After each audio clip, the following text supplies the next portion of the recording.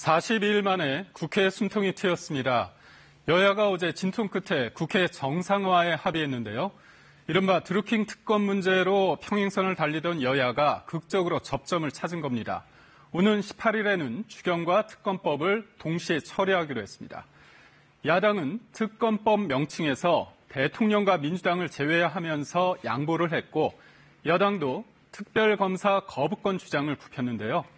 막판까지 쟁점이던 수사 범위는 일단 드루킹 일당의 불법 행위로 한정하되 다른 사안도 확인이 되면 수사하는 선에서 의견을 모았습니다.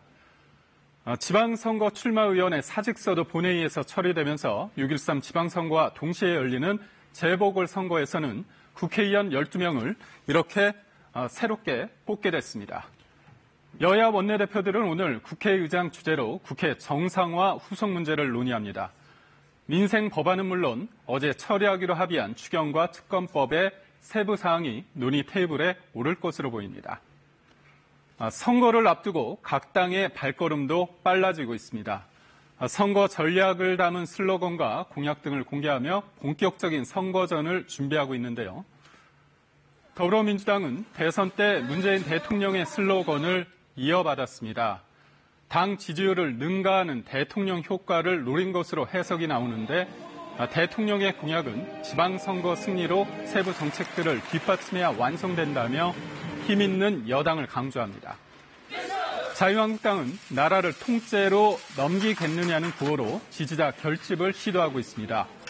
안보 문제를 정조준하고 동시에 지방까지 모든 분야를 넘기겠냐며 견제론을 내세우는데요.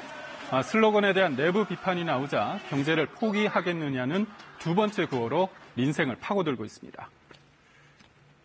바른미래당은 다당제에서 민주당과 한국당에 대한 대안이 될 수 있다는 점을 강하게 내세우고 있습니다.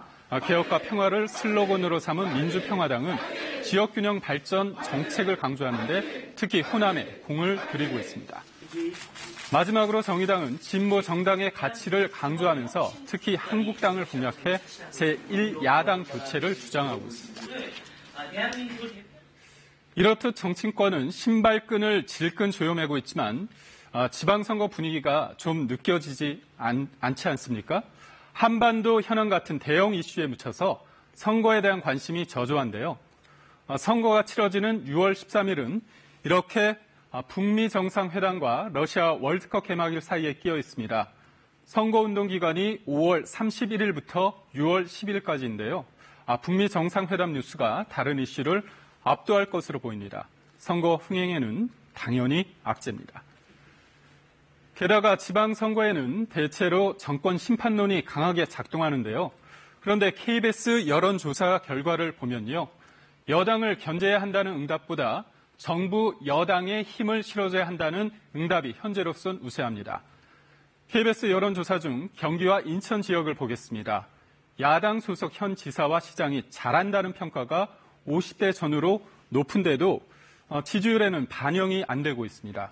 대통령이나 여당에 대한 지지율이 워낙 높다 보니 야당의 정권 심판론과 여당의 야당 심판론 사이에서 여론은 현재로선 여당 쪽 손을 든 셈입니다. 마지막으로 후보연대를 살펴봅니다. 막판 후보연대는 선거 열기를 더하는 요소인데요. 그런데 이건 2위와 3위 후보끼리 합쳐서 1위 후보를 이길 수 있을 때나 가능한 얘기입니다.